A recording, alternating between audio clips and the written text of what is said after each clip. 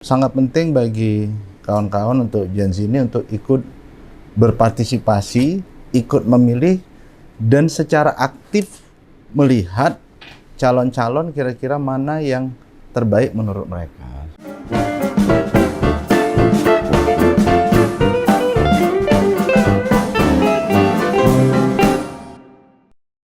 Halo Sobat FPD, balik lagi sama aku Tarisha Dan aku Yasta.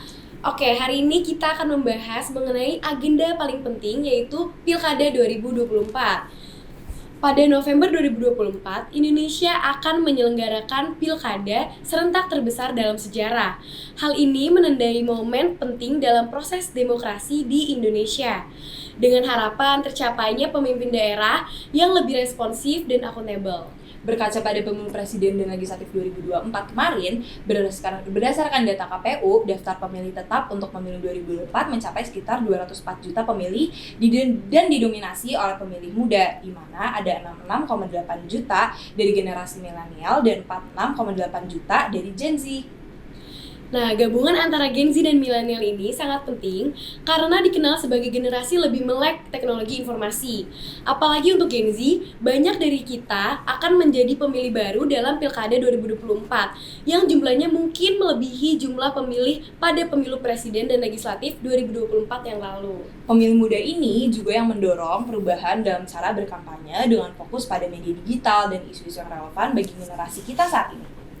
Nah, kali ini kita akan berbincang dengan salah seorang anggota Komisi 2 DPR RI dari fraksi Partai Demokrat yang sudah sangat ahli menangani isu-isu terkait kepemilikan, yaitu Pak Wahyu Sanjaya. Kita akan tanya-tanya nih, seberapa penting peran pemilih muda khusus Gen Z dalam Pilkada 2024 dan bagaimana menjadi pemilih bijak dalam Pilkada 2024 yang akan datang. Ayo, Selamat siang. Halo.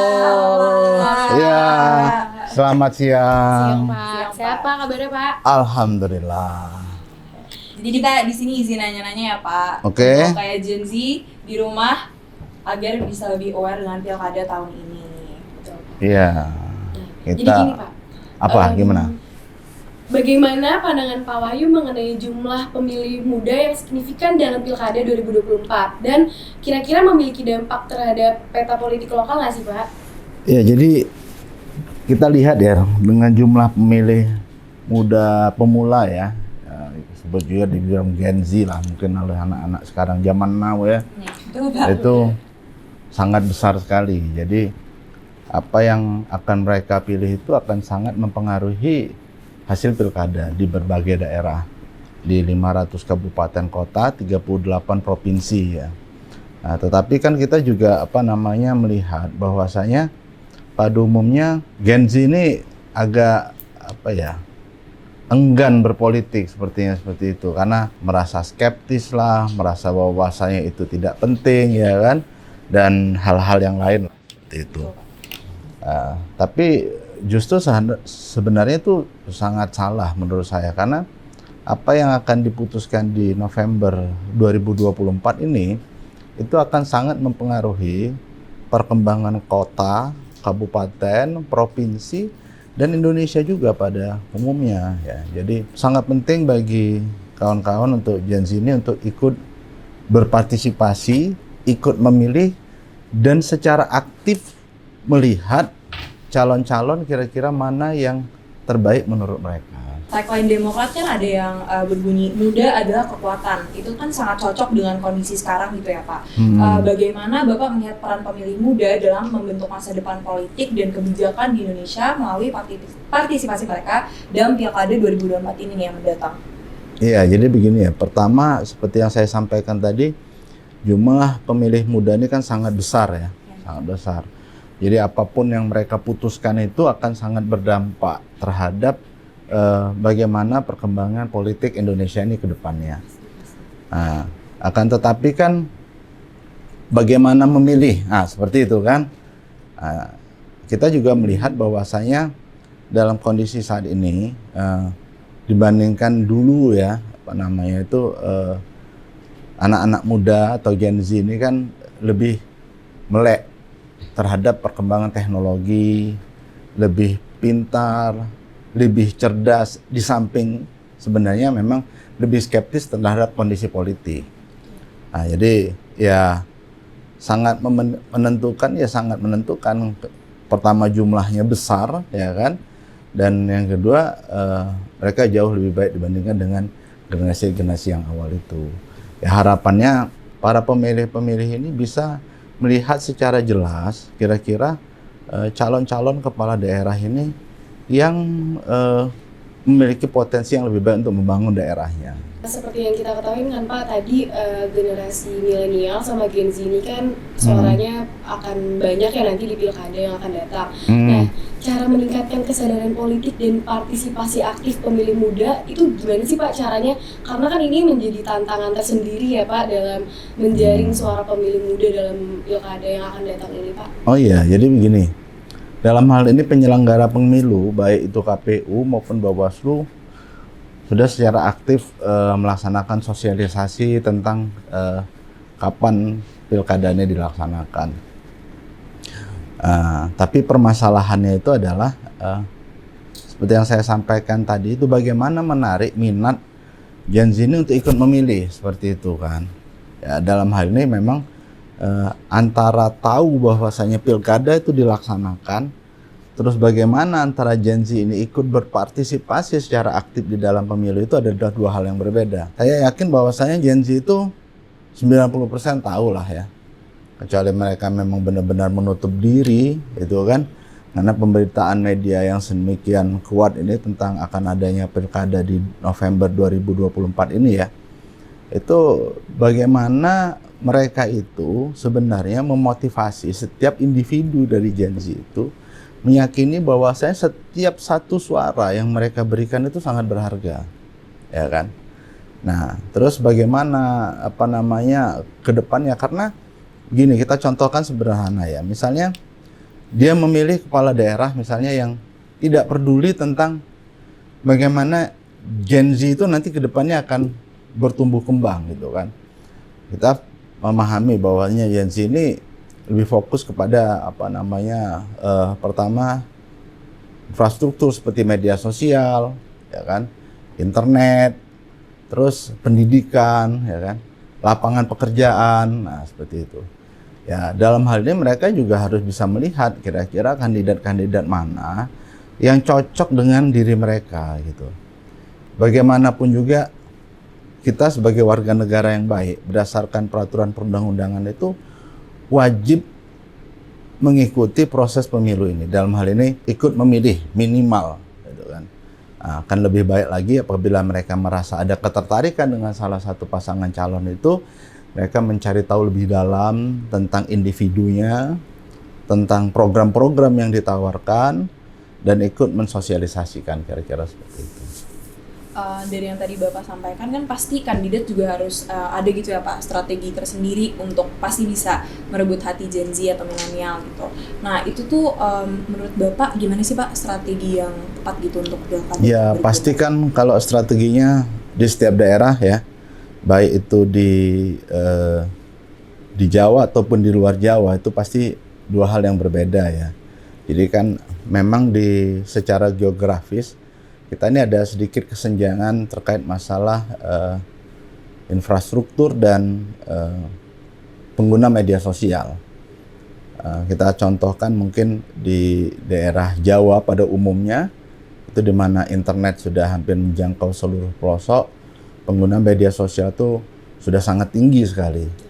Akan tetapi contohnya kalau saya ambil yang paling ekstrim itu misalnya di daerah pemilihan saya di Sumatera Selatan 2 itu ada kabupaten yang penggunaan media sosialnya itu tidak lebih dari 12%. Sangat rendah ya Pak? Sangat rendah. Nah, otomatis strategi masing-masing pasangan calon dalam menggait suara itu pasti berbeda. Mungkin kalau di tempat yang penggunaan media sosialnya tinggi, mereka bisa berkampanye, mensosialisasikan programnya melalui media sosial. Baik itu ya katakanlah mungkin Facebook dan lain sebagainya ya. Nah, tetapi mungkin juga kalau yang di luar Jawa masih cukup konvensional seperti media cetak luar ruang seperti misalnya baliho, spanduk gitu kan.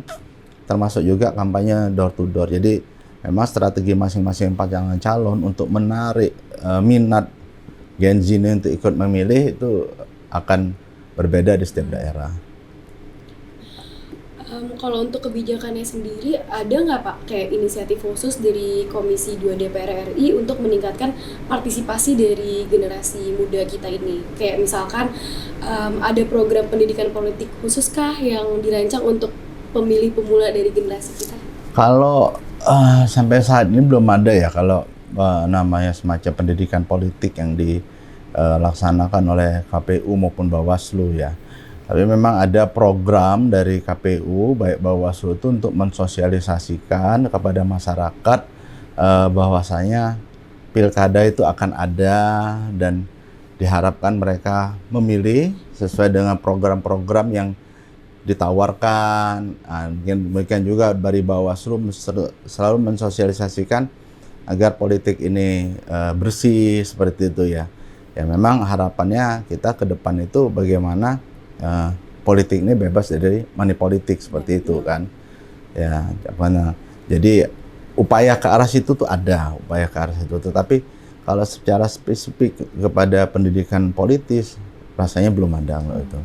Kira-kira ada nggak Pak dari Bapak tips-tips atau saran supaya kita tuh pemilih muda atau Gen Z gitu ya, yang zaman sekarang kurang melek politik gitu ya, supaya dapat membuat pilihan yang cerdas dan tetap gitu, jadi nggak asal pilih gitu Pak? Seperti yang saya sampaikan tadi untuk adik-adik yang Gen Z ya, kalau misalnya melihat bagaimana kita akan menentukan pilihan kepada calon pemimpin kita di daerah itu ya.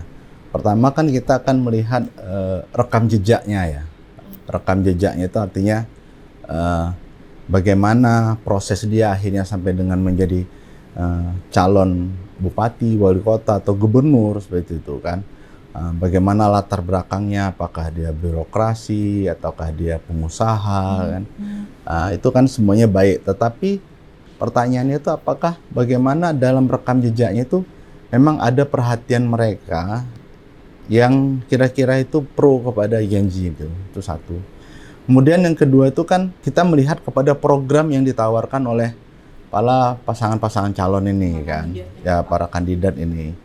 Jadi para kandidat ini apa yang mereka tawarkan ya, adik-adik Gen Z itu harus bisa melihat secara jelas gitu. Jangan hanya tertarik karena mungkin dijadikan tim sukses, kemudian dibayar gitu kan. Sehingga kita justru mendorong terjadinya politik uang. Kita harus lebih melihat kepada apa yang ditawarkan. Karena harus diingat kita memilih pemimpin kita ini 5 tahun sekali. Jadi suara kita itu sangat bermakna. Kalau kita lihat ada beberapa pilkada itu kan kemenangan itu ditentukan oleh 3 bahkan 5 suara kan. Jadi 1 suara itu sangat bermakna. Nah, kalau kita sampai salah memilih karena kita tidak melihat dulu kepada rekam jejaknya, kita tidak melihat kepada program-programnya. Karena kan pemilih ini macam-macam. Ada yang dia milih ini karena diajak kawan, ya kan? Diajak kawannya, satu geng, wah kita pilih aja nih. Bapak ini kelihatannya keren juga nih kayak boy band Korea misalnya seperti itu kan. Atau bisa juga dia memilih karena diajak oleh saudaranya atau orang tuanya gitu kan. Tetapi bisa juga mereka ini memilih karena dipengaruhi oleh mungkin gurunya. Kadang-kadang kan kita juga melihat kemungkinan ya ada penyalahgunaan kekuasaan di mana beberapa orang tuh berusaha menggunakan kekuasaannya untuk menekan golongan Gen Z ini kan. Akan tetapi kan itu tidak menghalangi adik-adik Gen Z ini untuk mencari tahu tentang latar belakang para kandidat ini dan program-program yang ditawarkan. Toh nanti kan waktu milih di dalam bilik nggak ada yang lihat. Betul.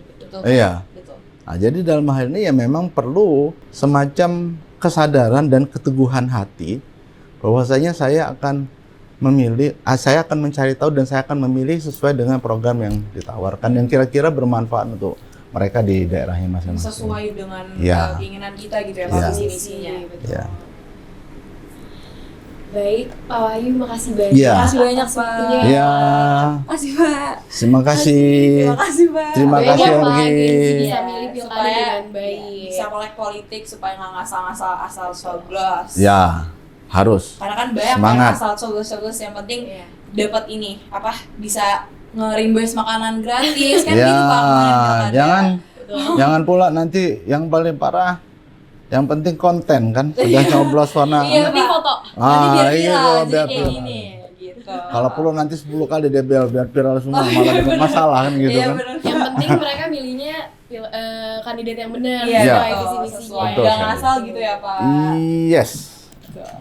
Baik Pak, terima kasih banyak Ya. Pak. Insight-nya banyak sekali yang kita dapat. Betul. Semoga teman-teman online di rumah juga sobat FVD di rumah Siap. juga bisa dapat insight yang sama seperti kita gitu Pak. Ya. Oke, jadi itu tadi obrolan singkat kita dengan Pak Wahyu. Jadi makin sadar nih bahwa sebagai generasi muda, khususnya Gen Z, partisipasi kita ini dalam Pilkada 2024 sangat berarti. penting banget, Betul. ya bener banget Tak. Dengan menggunakan hak suara kamu dan bukan hanya sekedar memenuhi kewajiban sebagai warga negara, tetapi juga turut serta menentukan masa depan daerah dan bangsa. Ya kan, bener banget Betul ya? banget, apalagi kan kita Gen Z ya yang akan meneruskan gitu, yang sekarang yang sekarang akan jadi yang mencalonkan jadi kandidat, siapa tahu nanti kita di masa depan yang akan menjadi kandidat gitu ya teman-teman. Jadi jangan sampai nih kita sekarang Gen Z nggak kenal nih politik, tapi nanti pengen ikut-ikutan nih jadi gubernur kah, wakil gubernur ya kah, dan lain sebagainya gitu. Betul dia. Oke, jadi Sobat FPD, ayo kita semua berpartisipasi dengan aktif, suarakan aspirasi, dan jadilah bagian dari perubahan positif. Jadi, jangan sia-siain suara hak kamu, karena suara kamu sangat berarti untuk perubahan di daerah kamu. Pastinya. Peace, love, and Gaul. gaul.